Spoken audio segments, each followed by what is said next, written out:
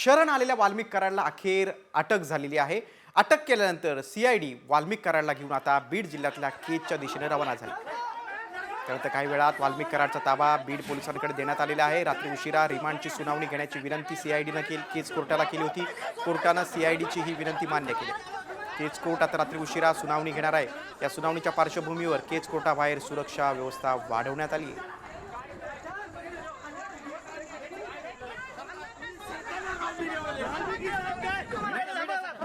आज सकाळी सुमारे 12:30च्या दरम्यान केज पोलीस स्टेशन बीड जिल्ह्यातलं त्याच्यातलं CR नंबर 638/2024 या गुन्ह्यामधला फरार आरोपी वाल्मिक कराड हा स्वतःहून CID मुख्यालय येथे हजर झालेला आहे। त्याला CID पुणे यांनी ताब्यात घेतलेला आहे। जुजबी त्याची थोडीफार चौकशी करून तदनंतर त्याला आम्ही आमच्या टीमसह तपासी अंमलदार जे आहेत आमचे बीड CID पथकाचे अनिल गुजर यांच्या ताब्यात देण्याकरता त्यांना रवाना केलेला आहे। पुढची बातमी बीडमधून वाल्मिक कराडला केज कोर्टात हजर करण्यात येणार आहे आणि याच पार्श्वभूमीवर केज कोर्ट आणि केज पोलीस ठाण्याबाहेर बंदोबस्त वाढवण्यात आलाय। कोर्ट आणि पोलीस ठाण्याबाहेर बॅरिकेडिंग करण्यात आले। कोर्ट आणि पोलीस ठाण्याबाहेर जमलेल्या कार्यकर्त्यांना आता पोलिसांकडून हटवण्यात येत आहे। याचा आढावा घेतला आमचे प्रतिनिधी माधव सावरगावे यांनी। CIDच्या पथकाकडून जी माहिती मिळते आहे ती म्हणजे सुरुवातीला केज पोलीस ठाण्यामध्ये आणलं जाईल, त्यानंतर जी कायदेशीर प्रक्रिया आहे ती केली जाईल आणि नंतर पुढे न्यायालयामध्ये कोर्टामध्ये आरोपीला घेऊन गेलं जाईल आणि त्यानंतर कोर्टाच्या आदेशानंतर बीडकडे वाल्मिक कराड यांना त्याला तिथं ठेवलं जाईल अशी माहिती सांगितलेली आहे आणि त्यामुळं कुठलाही अनुचित प्रकार होऊ नये, कायदा सुव्यवस्थेचा प्रश्न निर्माण होऊ नये म्हणून पोलिसांनी हा परिसर आपल्या ताब्यात घेतलेला आहे। मोहम्मद इरफानचा माधव सावरगावे, साम TV, केज, बीड। तत्पूर्वी 11 दिवस फरार असलेला आणि पोलिसांच्या हातीनं आलेला वाल्मिक कराड दुपारी शरण आला। पुणे CID ऑफिसमध्ये वाल्मिक कराडनं आत्मसमर्पण केलं आणि त्यावेळी नेमकं काय घडलं ते आपण पाहूया।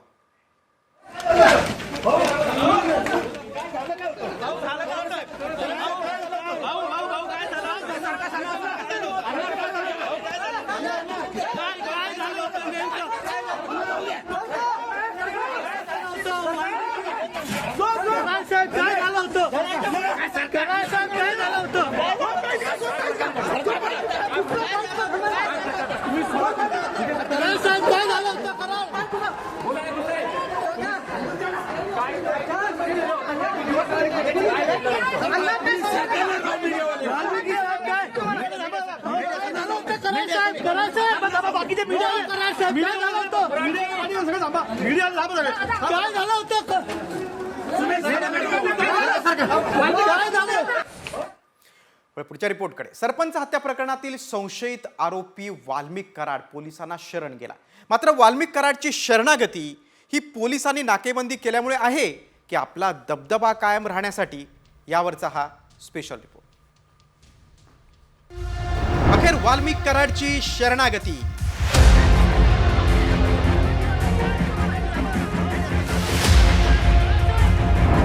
कराडच्या शरणागतीवर विरोधकांना संशय। जर तुम्ही त्याच्यामध्ये नसताल तर पहिल्या दिवसापासून त्याच्यामधून फरार का झाले होते? पोलिसांचं यश की कराडचा दबदबा?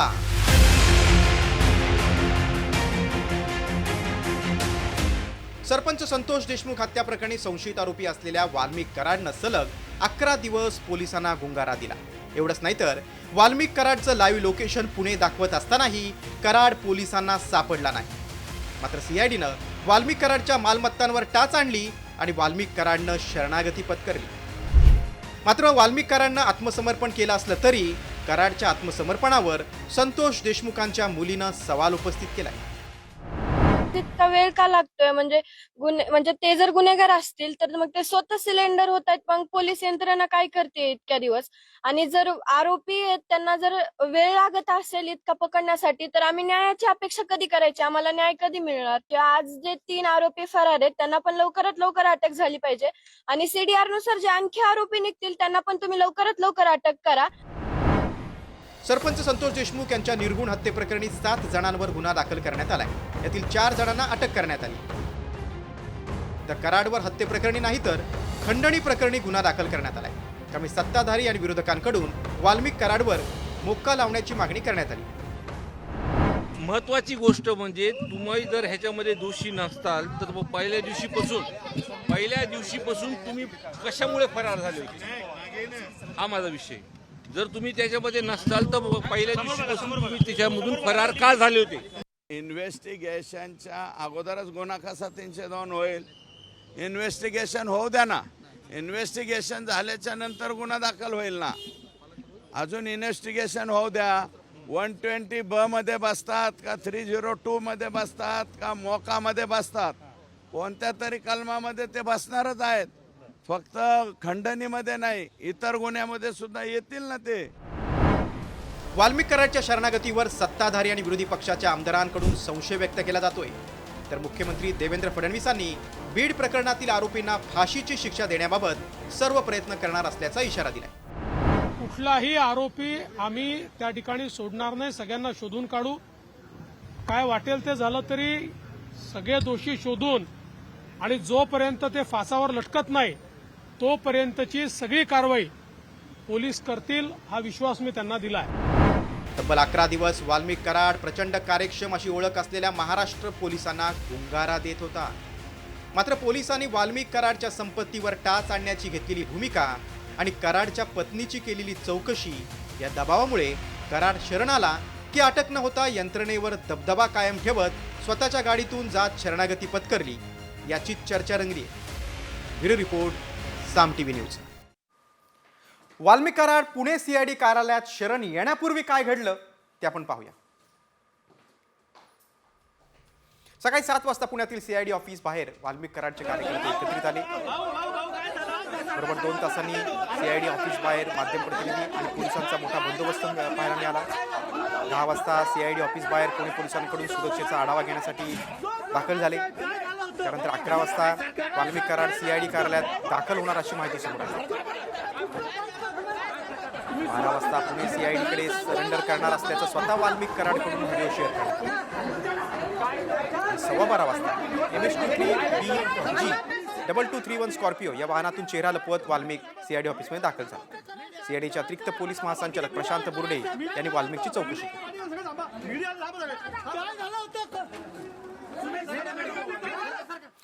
आमदार भास्कर जाधवांच्या प्रतिक्रियेकडे आपण वळूया.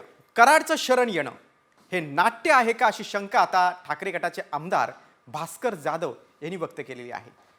काल मुख्यमंत्री फडणवीस आणि मंत्री धनंजय मुंडेंची चर्चा झाली. काल चर्चा होते आणि आज कराड शरण येतो हा योगायोग आहे का असा सवाल देखील आमदार जाधव यांनी विचारला. वाल्मिक कराडना शोधण्याकरता म्हणून पोलिसांनी वेगवेगळी पथकं तयार केली, राज्यकर्त्यांनी मोठी आव्हानं केली आणि पुण्यामध्ये तो स्वतः वाल्मिक कराड शरण येतो, सरेंडर होतो, पण पोलिसांच्या हाताला लागत नाही किंवा आजच तो शरण झाला याच्यावर सुद्धा शंका उत्पन्न व्हायला अशी जागा आहे की काल राज्याचे मुख्यमंत्री देवेंद्रजी फडणवीस आणि मंत्री धनंजय मुंडे हे सह्याद्री अतिथीगृहावर दीर्घकाळ चर्चा करत होते.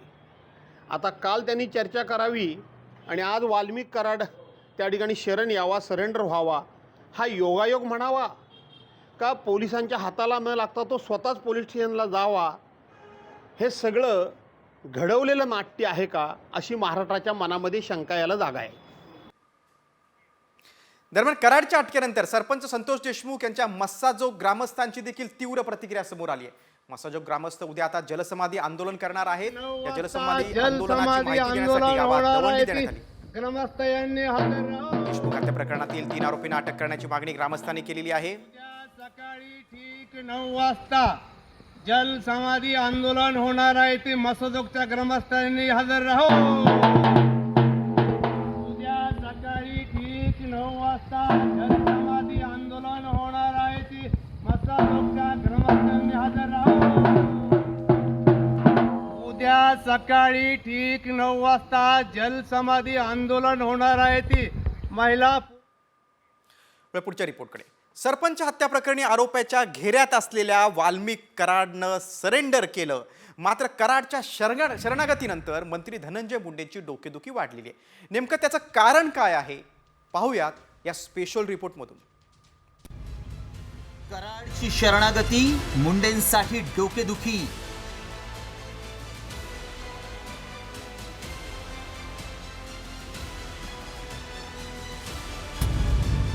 कराड नंतर विरोधकांच्या रडारवर मुंडे.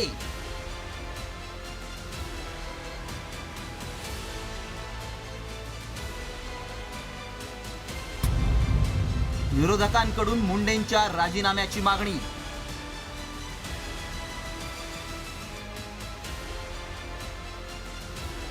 त्यांनी त्यांचा राजीनामा दिलाच पाहिजे. धनंजय मुंडेंना सुद्धा मंत्रिपदावरनं खाली खेचणं, आकाचे आकांना बिन खात्याचं मंत्री करावं.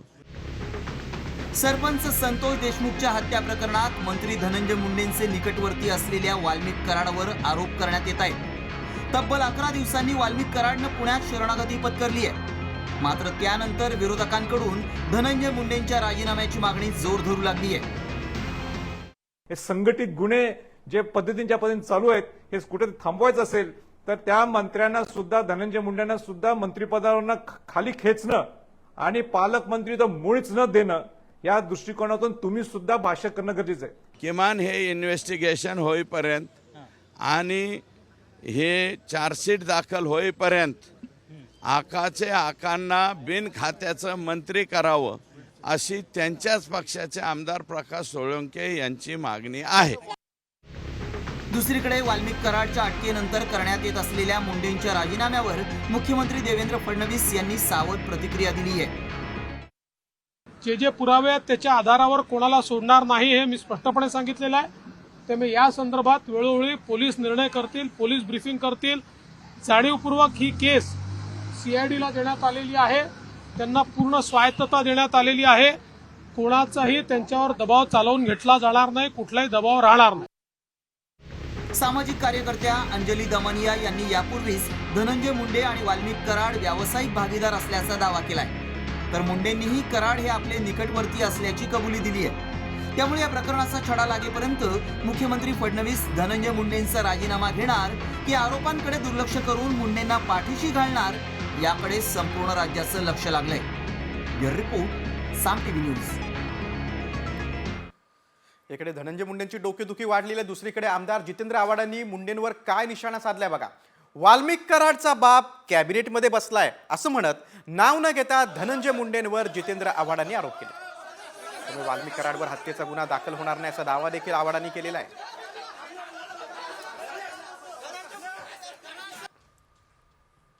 तीनशे 2चा गुन्हा दाखल होईल का? तुम्ही अजिबात होणार नाही. 302चा गुन्हा ह्याच्यावर दाखल होणार नाही. अरे वाचवण्याचं म्हणजे काय, इसका बाप बैठा ना अंदर उधर कैबिनेट में ना भाई, कसा होगा. सरपंच संतोष देशमुख हत्या प्रकरणावरून मंत्री धनंजय मुंडेंच्या राजीनाम्याची मागणी होते. मात्र यावरून उपमुख्यमंत्री अजित पवारांची मात्र काहीच प्रतिक्रिया आतापर्यंत तरी समोर आली नाही. राज्यातलं राजकीय वातावरण तापलेलं असताना अजित पवार आहेत तरी कुठे असा प्रश्न विचारला जातोय. अजित पवार बहुधा परदेशात गेले असावेत अशी देखील चर्चा आहे. धनंजय मुंडेंवर विविध राजकीय पक्षांकडून आरोप होत आहेत. त्यातच राष्ट्रवादी युवती काँग्रेसच्या अध्यक्षा संध्या सोनावणे यांची CIDनं चौकशी केली. त्यामुळे अजित पवारांना सध्या बचाव करताना तारेवरची कसरत करावी लागणार आहे. अजित पवारांचं मौन राजकीय वर्तुळात चर्चेचा विषय आहे.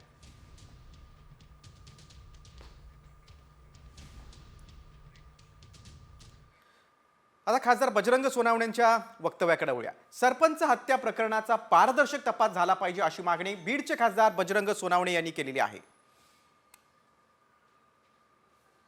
आणि यापूर्वीच बजरंग सोनवणे म्हटलं की यापूर्वीच खंडणी गुन्ह्यात आधी अटक का झाली नाही असा सवाल देखील सोनवणेंनी उपस्थित केलाय. अटक झाली तर चांगलं काम झालं, पण पोलीस यंत्रणेला माझी विनंती आहे की अटक कुठल्या गुन्ह्यात झाले आणि त्यांना आता कुठल्या गुन्ह्यात कसं त्या तपासामध्ये जे काही सगळं आहे त्याच्यामध्ये त्यांना मर्डर केसमध्ये त्यांचा संबंध असेल तर त्यांना अटक झाली पाहिजे. पारदर्शक तपास करणं हा CIDकडे तपास असल्यामुळे CIDचं काम आहे. पण आता आपण सर्वजण माध्यमाशी बघतोय तर ते एवढा 23-24 दिवस डिक्लेअर करायला का लागले. जर तसं होतं तर मग 23 पहिल्या क्षणालाच करायचं ना. जे 11 तारखेला गुन्हा झाला, आज 20 दिवस झाले, 20-22 दिवस गुन्हा जो खंडणीचा होऊन त्या दिवशी त्याने डिक्लेअर करायचं ना. मग बाहेर कशाला पळले. आता जरांगे पाटलांच्या वक्तव्याकडे वळूया. धरलेला एकही आरोपी सुट्टा कामा नये असं मराठा आंदोलक मनोज जरांगे पाटलांनी म्हटलेलं आहे. आता सत्य समोर येईल अशी अपेक्षा धनंजय देशमुख यांनी व्यक्त केली. सरपंच संतोष देशमुख यांचे भाऊ धनंजय देशमुखांनी आज मनोज जरांगीची भेट घेतली, त्यावेळी ते बोलत होते. या कुटुंबाची तुम्हाला काही काळजीच नाही का? पालक हे मुख्यमंत्री आणि मुख्यमंत्र्यांची जबाबदारी धरलेला एकही आरोपी सुटता कामा नाही. कारण तो त्याच्यात आहे. तो नाही म्हणतो म्हणून तुम्ही सोडून देता काय? उद्या कोणी म्हणन मी नाही त्याच्यात. मग मुख्यमंत्र्याच्या शब्दाला या राज्यात काही किंमत आहे का नाही? हे सगळं निघणारच आहे ना. आता ज्यावेळेस ते मध्ये घेतले त्यांना ते सांगणारच आहेत ना. आणि यंत्रणा वधवल्याशिवाय कसं राहील? मी काही पण बोललो समजा आता तरी समजा जे खरं आहे ते सत्य आहे ना. ते सत्य समोर येईल, त्यासाठी थोडा वेळ जाईल. पुढच्या रिपोर्टकडे. वाल्मिक कराड हे नाव आज महाराष्ट्रात अगदी नाक्या नाक्यावर घराघरात चर्चेत आहे. कोण आहे वाल्मिक कराड की ज्याच्यामुळे राज्याच्या राजकारणात भूकंप होण्याची शक्यता आहे? पाहूयात घरगडी ते बीडच्या बॉसचा हा पंचनामा. वाल्याचा वाल्मिक कसा झाला?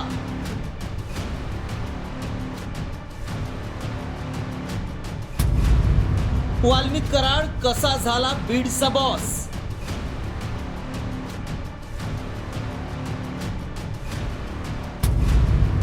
दहशतीच्या जोरावर उभारलं साम्राज्य.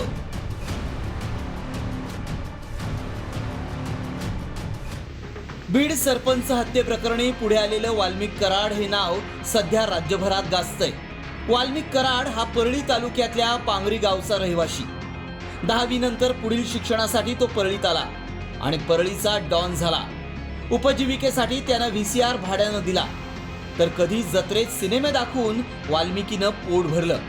इतकंच नाही तर गोपीनाथ मुंडेंच्या परमार कॉलनीतील घरात वाल्मिक कराड घरघडी म्हणून दूध, भाजीपाला आणि किराणा आणण्याची कामं करू लागला. वैद्यनाथ कॉलेजच्या संचालक मंडळाच्या निवडणुकीत वाल्मिकनं घातलेल्या गोंधळामुळे पोलिसांची गोळी वाल्मिकच्या पायाला लागली आणि गोपीनाथ मुंडेंसोबतच वाल्मिक हा मुंडे कुटुंबियांचा खास झाला.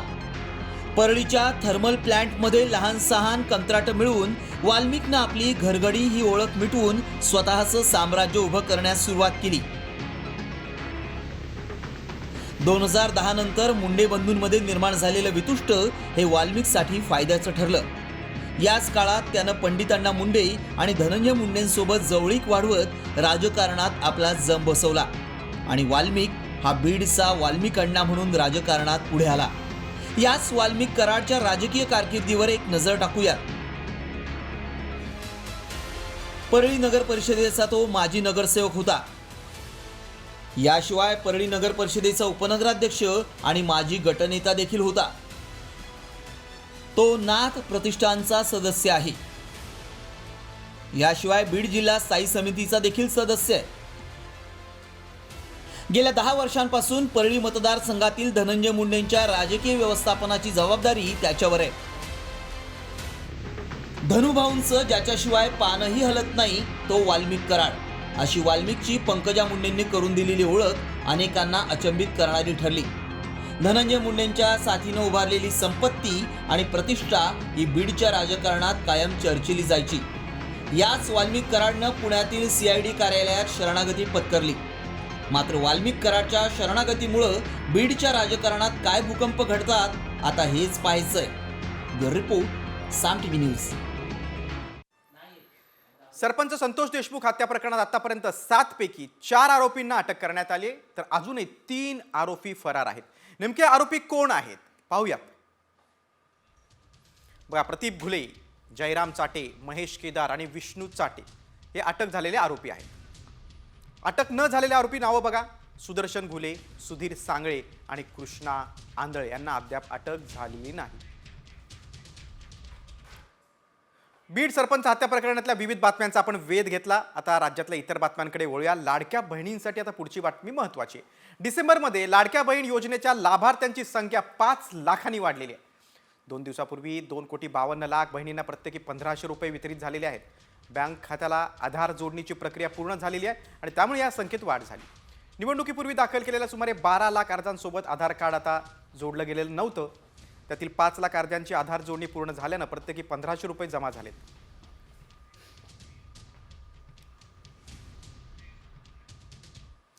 पुढची बातमी आता पंढरपुरातून. सरत्या वर्षाला निरोप देण्यासाठी आणि नवीन वर्षाचं स्वागत करण्यासाठी देवदर्शन करण्याची अनेकांची इच्छा असते. त्यामुळे पंढरपुरात अनेक भाविक आता आलेले आहेत.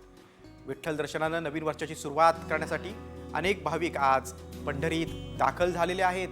पंढरपूरमध्ये मोठी गर्दी दिसून येते. आधी 25 डिसेंबरला जेव्हा नाताळच्या सुट्ट्या लागल्या तेव्हापासूनच अनेकांची पावलं पंढरीकडे वळत होती. पंढरपूरनंतर आता आपण शिर्डीकडे वळूया. नवीन वर्षाच्या स्वागताला अवघे काही तास शिल्लक आहेत. शिर्डी नगरी साईनामाच्या जयघोषानं अगदी दुमदुमून गेली आहे. देवदर्शनानं नवीन वर्षाचं स्वागत व्हावं अशी इच्छा घेऊन भाविक मोठ्या संख्येनं शिर्डीत दाखल होत असतात. अगदी देशभरातून भाविक शिर्डीत येत असतात. साई मंदिर परिसरात भाविकांनी पूर्ण हा साई मंदिर जो परिसर आहे तो अक्षरशः फुलून गेलेला आहे. ढोल ताशांच्या गजरात ठेका धरत साई भक्त नृत्य करतायत. साई मंदिरावर आकर्षक अशी रोषणाई देखील करण्यात आलेली आहे. आज साई मंदिर रात्रभर दर्शनासाठी खुलं राहणार आहे. शिर्डीत भाविकांची मांदियाळी दिसते.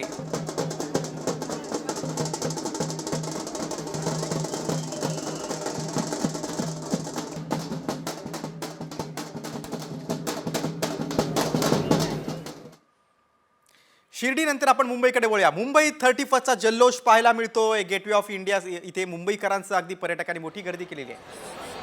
दरम्यान कुठलाही अनुचित प्रकार घडू नये यासाठी या ठिकाणी आता पोलिसांचा कडेकोट बंदोबस्त तैनात करण्यात आला आहे. शक्यता मोठ्या प्रमाणात आहे. तरी सर्व नागरिकांना 2024 या सरत्या वर्षाला निरोप देण्यासाठी आणि नवीन वर्षाचं स्वागत करण्यासाठी मुंबईकर असतील, याशिवाय महाराष्ट्रातील असतील, देश विदेशातील पर्यटक आहेत ते मुंबईच्या गेटवे ऑफ इंडिया या परिसरात आलेला आपल्याला पाहायला मिळत आहेत.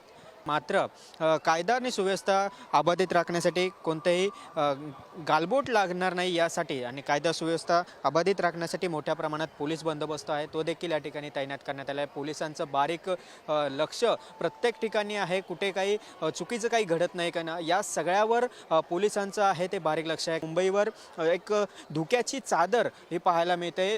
जे प्रदूषणाचे जे पातळी आहे ती 21 आहे तो 200च्या वरती गेलेला आहे. यामुळे एकंदरीत मोठ्या प्रमाणात वायू प्रदूषणाचं एक संकट हे मुंबईवर आहे आणि त्यामुळे या अनुषंगाने फटाक्यांच्या बंदीवर देखील पालिकेने बंदी घातलेली आहे. त्यामुळे नवीन वर्षाचं स्वागत यावेळी मुंबईकर कसं करणार हे देखील पाहावं लागेल. मात्र आत्ताची जी स्थिती आहे मोठ्या संख्येने पर्यटक आहेत ते गेटवे ऑफ इंडियाच्या परिसरात जमा झालेले पाहायला मिळत आहेत.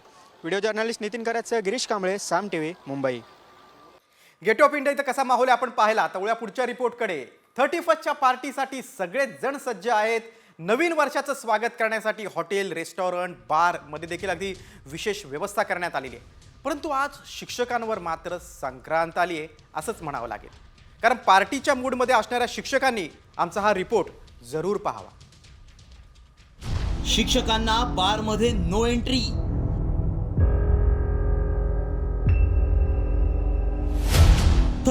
ची पार्टी ठरणार संक्रांत.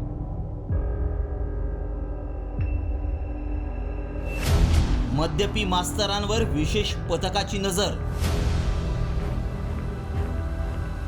नवीन वर्षाच्या स्वागतासाठी सगळेच जण सज्ज आहेत. मात्र यंदा नवीन वर्षाचं स्वागत करताना शिक्षकांवर निर्बंध घालण्यात आले. शिक्षकांना 31ची पार्टी ही हॉटेल, रेस्टॉरंट आणि बारमध्ये बसून करता येणार नाही. तसा नियम आदिवासी विकास विभागानं जारी केलाय. शिक्षकांसाठी ही नियमावली काय आहे पाहूयात ग्राफिक्सच्या माध्यमातून. शिक्षकांना बार किंवा हॉटेलमध्ये बसून मद्यपान करण्यास मनाई करण्यात आली आहे. बारमध्ये विशेष पथकामार्फत तपासणी केली जाईल. शिक्षक, मुख्याध्यापक आढळल्यास कठोर कारवाई केली जाईल. तंबाखू खाणाऱ्या शिक्षकांवर करडी नजर असेल. आदिवासी विकास विभागानं हा मोठा निर्णय घेतलाय. आदिवासी आश्रमशाळेतील विद्यार्थ्यांवर चांगले संस्कार व्हावेत म्हणून हा नियम बनवण्यात आलाय. तसंच पार्टीसाठी शिक्षक दूरवर जातात आणि त्यामुळं अपघात होण्याची शक्यता असते. याचा परिणाम विद्यार्थ्यांच्या शिक्षणावर होतो. त्यामुळं हा निर्णय घेतल्याचं प्रकल्प अधिकारी अकनुरी नरेश यांनी सांगितलंय. विद्यादानाचं काम करणाऱ्या मास्तरांना मद्यपानापासून रोखण्याचा हा निर्णय नक्कीच स्तुत्य म्हणावा लागेल. ब्युरो रिपोर्ट, साम TV न्यूज.